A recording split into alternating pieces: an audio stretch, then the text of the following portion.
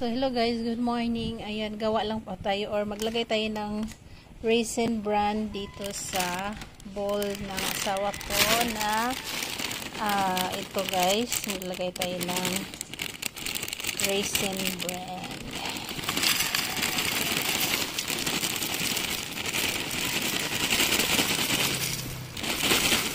Hindi to siya matamis guys, kaya mag-additional po yung asawa ko ng sugar.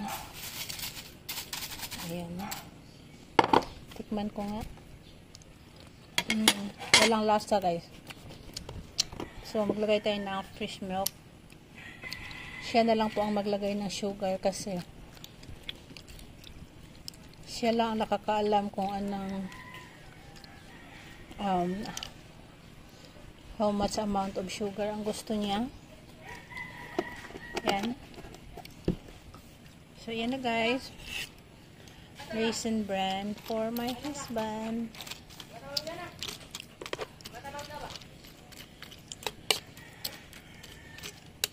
Ayan.